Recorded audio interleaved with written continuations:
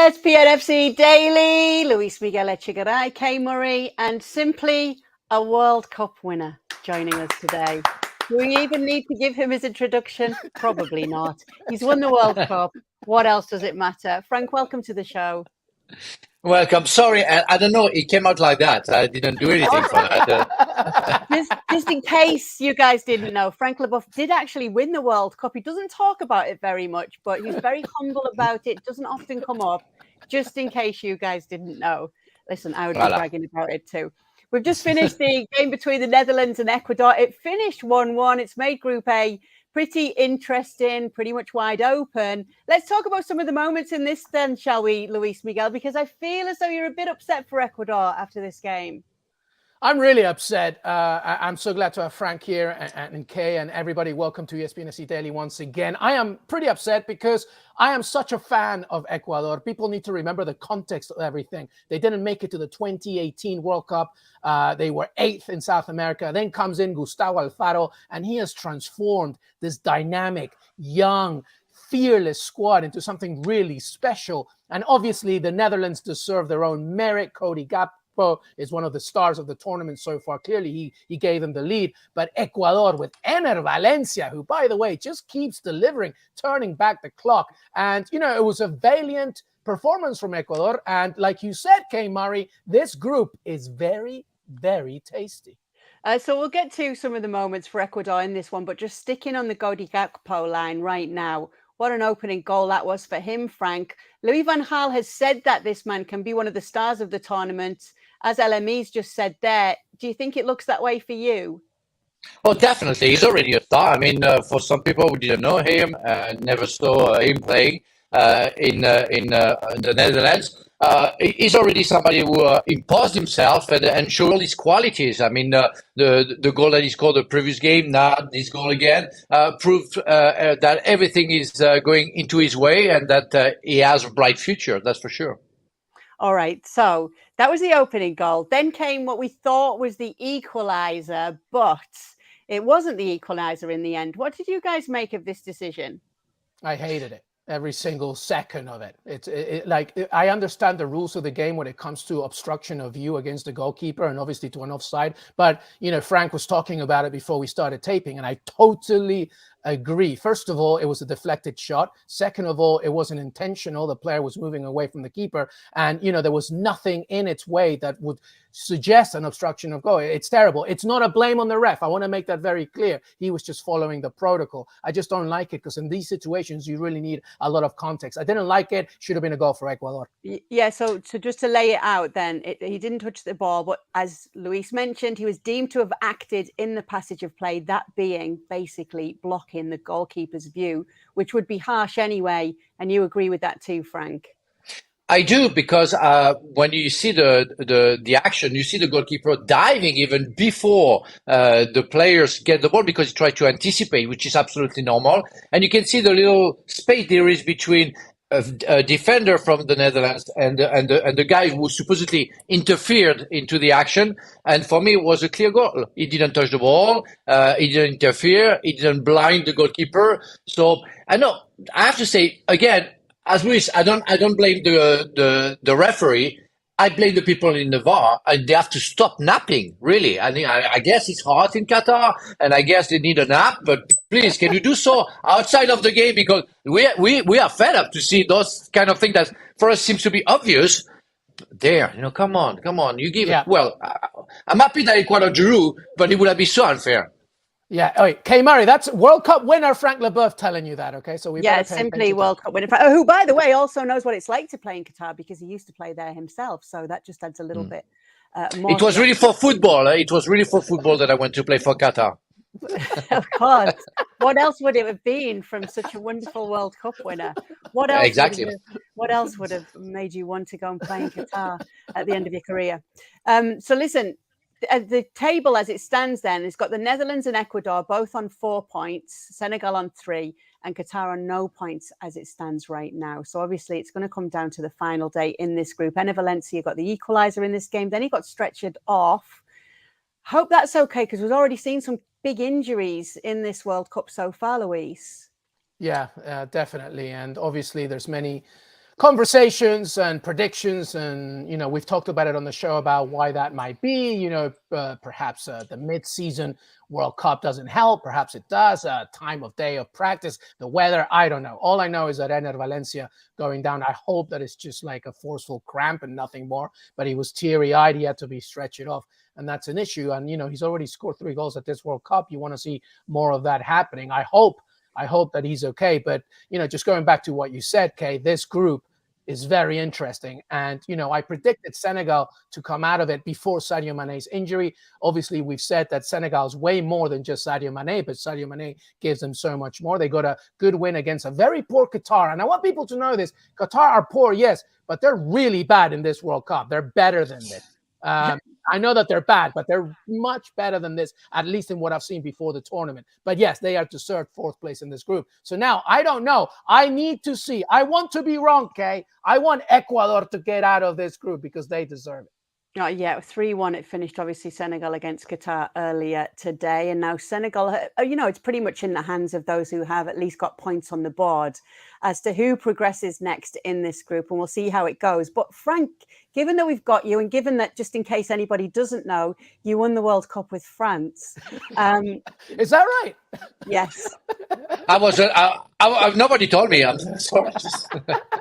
I think it was in the 90s at some point. Anyway, Frank won the World Cup. France that Frank won the World Cup with are in action against Denmark tomorrow. What should we be looking out for, World Cup winner Frank? Yeah, you are Tess. Thank you very much. Well, the thing is, on my prediction, I put that Denmark could win the World Cup and will win the World Cup and play the final against Brazil. Some people will say that overrating, Denmark. I want to see if they are capable of doing what they used to do. What they did last year, beating France twice on the qualification, away from home and at home, which allowed me to think that Denmark could win the World Cup because they beat twice the World Cup holder. So that's just fair for me. Now, having seen Denmark playing and not playing well the first game, comparing to France, who found a good rhythm after being 1 down in their first game, I will go for a draw because I want to stick to my prediction. But deeply in my mind, I think that France can win that game and already be qualified, for the next round. So as a French guy, I would say France. But as a pundit, I have to say, because I have to stick to my predictions, I have to say a draw. A draw. Well, Kay Murray, we have another Frenchman coming into the group right now. Did he win a World Cup? I don't think so. He hasn't told us yet, but maybe. But Julien Laurent is in the house. Bonjour, Julien, ça va? Listen, I do have a question, though, per what Frank talking about regarding the French national team. First of all, are there any updates, specifically at the back? Because I do believe that Konaté is going to take more of a specific role here as they face Denmark tomorrow. What's the latest with the French national team? I'm sorry, then I'll disappoint you because there's no Konaté in the team tomorrow because Raphaël Varane is back in the starting 11. That's what happened in the training behind closed door tonight. I just finished a few minutes ago. I just got the team that Deschamps played. As Frank knows, you play the subs against the starters, obviously, the night before the game very often. And the starters for France were Lloris in goal. Koundé are right back, so Benjamin Pavard dropped to the bench after the mistake that he made against Australia on the Australian goal. Varane coming back in the team now that he's really fully fit instead of Konaté and next to Upamecano. And then Theo playing at left back now that he's replaced his brother who unfortunately got injured. And then the rest is the same. We'll have Rabiot and Chouameni with Griezmann as a hybrid 8 and 10. And then the front three of Dembele, Kylian, and then Olivier Giroud up front, who obviously can beat Thierry's records of the most goal ever scored for the French national team tomorrow. Frank, what were your thoughts on what you saw from France in that first game? At first, I have to say that they started well for like 3 minutes, and after they kind of collapsed, and I said, "What's going on?" So soon, and they conceded the goal with the injury of Lucas Hernandez and the bad positioning of Pavard, and the deflection of Rabiot. I said, "Well, it doesn't start well, what are we going to go to?" And then the reaction was exceptional. I mean, the reason they put into the game, the involvement of everybody during that game. I found, of course, Dembele and Mbappe so sharp and so difficult to cope with, being helped by of course, the scoring of Giroud, Rabiot going from the midfielder to also a striker at some point to score goals. I think everything was right. We have question mark about the defensive situation because Varane comes back. He wasn't that good with Konate and Upamecano. I think they missed. There was a lack of automatisms between them, which is absolutely normal. Will it be the same with Varane coming back? I don't know, but that's the only question mark. In terms of spirit, in terms of physique, strength, they're there. How they cope to each other, not playing too much with each other lately, that's still remains as a question mark, and we see how also Denmark wants to play. The only thing I'm going to add, Kate, just very quickly, the only thing I'm going to say is that game against Australia was very deceiving because Australia is not good, and France need to see what they can do against a much more collected side, much more cohesive side when they don't have the ball. That's Denmark. That's the only thing I'll say. I think that Denmark is a perfect test for this French national team because they're going to be a completely different challenge, I think. Before we do let Frank go, he's going to be joining us again after the England-USA game, but he did actually have an English host for Thanksgiving yesterday, Dan Thomas. And this is a lovely picture. In case you don't know the joke, Frank was absolutely incensed that Dan Thomas dares to go to a nice restaurant in a pair of shorts. And so obviously Dan got his shorts out and got his knees out. But at Thanksgiving dinner, are shorts allowed, Frank? No. He kept his pants, for the dinner. And suddenly I saw him escaping, and I said, "Where is he going?" And he came back with the shorts, and I say, "Well, you're crazy, man. It's." I mean, it says giving. You have to pay your tribute to that beautiful dinner. Your wife made. And you are wearing shorts, get out of it. And he wanted to take that picture. What a treat. What a treat for me. I won't show that to my family for sure. Where do you stand on it, LME? Would you wear shorts to dinner in a restaurant?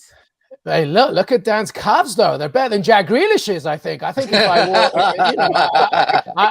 I'm absolutely fine with it. Look at those legs. I'm actually, I'm pretty impressed with Dan Thomas. Yeah, he definitely can't play like Jack Grealish. Let's just say that. Sure. We can guarantee that. Anyway, we'll speak to you soon, Frank. Thanks so much for being with us. I don't think we actually did mention that obviously with Qatar not winning a single game, they are out, and they are the first host to be out after 2 games. That's just to make sure that we confirm that. Let's talk Neymar then, shall we? What's the latest on his injury, Jules? It's not good. I mean, it's what we kind of expected yesterday. We won't see him again in the group stages. In a way, even if the injury is not too serious, it doesn't matter because Brazil will get out of that group even without Ney.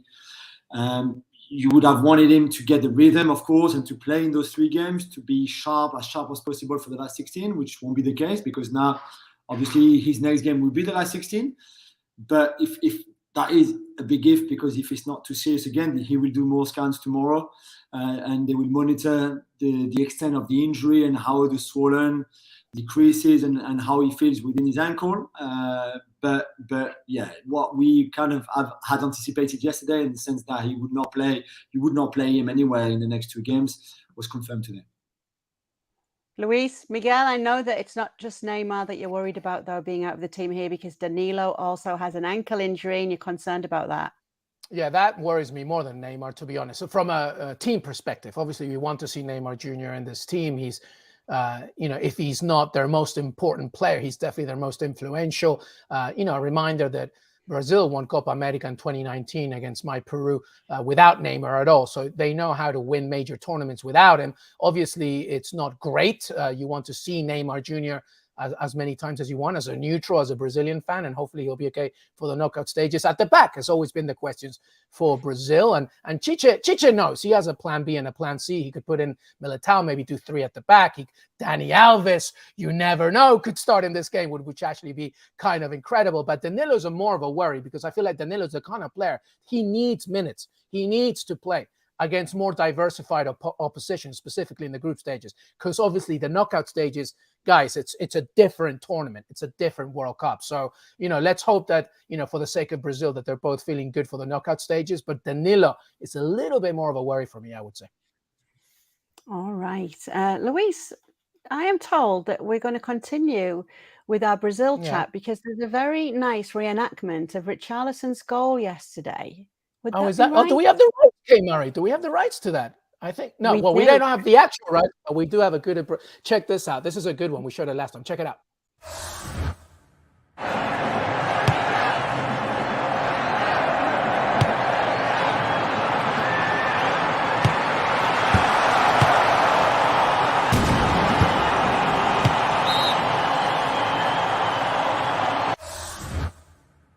Cute, but hang on, go on. No, I was just going to say the behind the goal action is beautiful. I love that. A lot of respect to that one, I think. Well, you could probably see behind the goal. You were looking right at it. You were actually on the pitch there.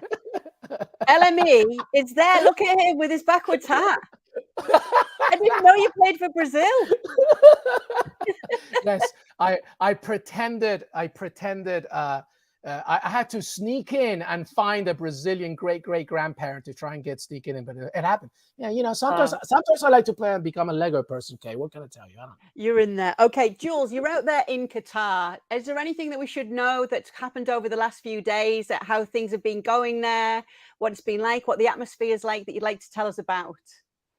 Yeah, I have to say, I think it's been great so far for us. I mean, we live, all the ESPN people, or most of us, to be fair, we live in Musharraf, which is just this area here, which is very vibrant because we've got the Souk Waqif just on behind our building, where a lot of the fans go. So you get to meet a lot of the fans from literally all around the world. They gather together. We saw the Argentina fans earlier. I mean, there's so many of them. I think they by far, certainly from what I've seen, the most represented fans country here in Doha, and it's magnificent to hear them sing. And we've got one studio on the Corniche. I mean, one location of studios in the Corniche and one location of studios behind here near the souk, and it's just brilliant to see that. I have to say, it's the first time and I think the last time that we have a World Cup in the same city. And there really are a lot of positives. Trust me, we don't have to unpack and pack and take many flights to go to games like we usually do in the Euros or in a World Cup. And that also has been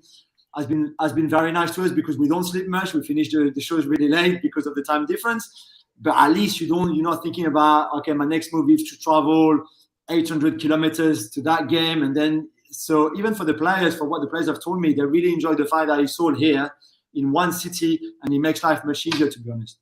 Yeah, but it does. Just while you're there, I know that space is at a premium in Qatar. Are you sharing a room? Because we've been having a bit of a giggle with which of our staff are sharing rooms. And if you are, who's it with?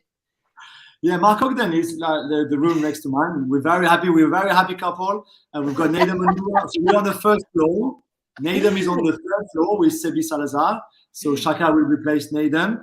I mean, if I tell you that one kind of talent that you know really well somehow managed to get a one-bedroom flat for himself here in Doha, I think you know exactly who that is. Does it rhyme with Nab? Does it rhyme with Barcotti? Yes. I mean, he doesn't know how that happened. I think I've got a pretty good idea of the hours of lobbying that he must have put to get that flat for himself. Hey, Julia, when's the next pickup game? I wish I played in that one. When's the next game? Yeah, I mean, I'm glad that you mentioned that because I was not going to mention it myself, but it's my kind of World Cup because we smashed Nadem Manua's team. Obviously, I mean, they're just not good enough. Nadem is not good enough. His team either. And now we're going to play against a team of English journalists, I believe, in 4 days now. I need to book the pitch. And then my team is looking good. We've got Rodri Fayez. We've got Sebi Salazar, Nadem, me, and then we need a fifth one to complete the five-a-side team. I'm flying over. Oh, man. Where do you play, Jules? Where do you play in the team? Up front? The back? Yeah, there's a park near us. Oh, where do you play? Where do you play? What I play? Yeah. I'm the maestro here. You know, I'm the director.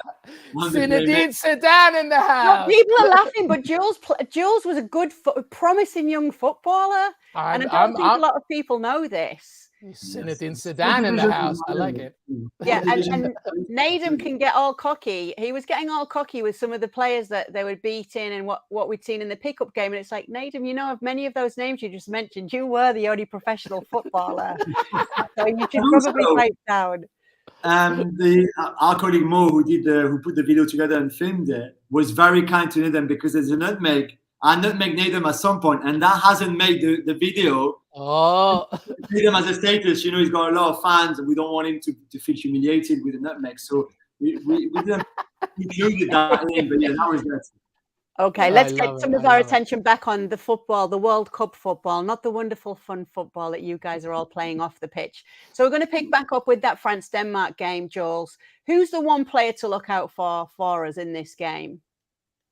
I think it's hard to look beyond Kylian Mbappe, really, because he was so outstanding in that first game against Australia. And as we said earlier, Australia are just not a good team. But we said it before as well.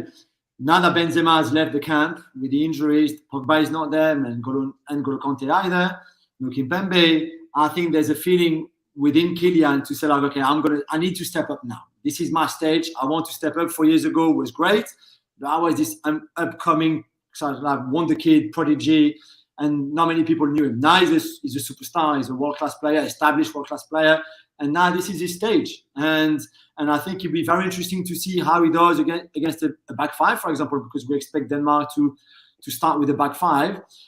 Very interesting to see if he can continue carrying the team like he did against Australia. Maybe being a little bit more efficient in what he does with the ball. I thought at times in the first half, especially against Australia, there was just too many twisting and dribbling, and he could have played it a bit simpler at times. So it'll be interesting to see. But make no mistake, he's our leader now, and he's only 23 years old, but he wants to be the leader, so now he has to deliver. Olivier Giroud, I want to ask you then, is he the most underrated striker ever? It was a question we asked the other day, and it's going to be interesting to put it to a Frenchman. I think he is. He has to be. The guy is 36. He's about, whether it's tomorrow or whether it's in the last game against Tunisia or later, he will break the record that he's already leveled in with Thierry as the top goal scorer in French football history, French national team football history. When you think about the career that he had, that no one believed in him when he was younger, no academy took him in France. He kept being denied everywhere. He had to go through the lower leagues and climb his way up to make it all the way to the top. He won the Champions League, the Europa League, the World Cup, league titles in France and in England. And it's just ridiculous, really. So I'm completely biased, of course, because I love the guy and he's my friend. So it's a bit different for me, and I see it in a very different way. But he texted me before the Australia game saying, I'm going to score. I'll tell you that I'm going to score. He had that feeling in him. And let's not forget that in 2018, he didn't score any goals. And I think a lot of people were kind of kept battering him with that, oh, you didn't score any goals. He didn't care. They won the World Cup. Of course, he would have liked to score. But now he's got 2 already in one game. And I really hope that he's got a very good tournament because he deserves it. He's also so ridiculously handsome. So even if he doesn't score, it's... getting text off Giroud. I know. Telling me. Julien Laurent and Olivier Giroud having dinner together. It's like a work of art. Okay, Mara, it's a work of art. Hey, let me ask the last question here before you go, Julien. Was Mrs. Laurent a little bit? What was her reaction to the Wales defeat? Yeah, there was a lot of crying emoji, I have to say, and her sister as well, and all that side of the family. I know it's sad. I'm not sure. I mean, they can still maybe sneak in the last 16, maybe. They haven't looked good enough, and today I think they were beaten by a better side. And Bale, the Bale of 2016 can take you to a Euro semi-final.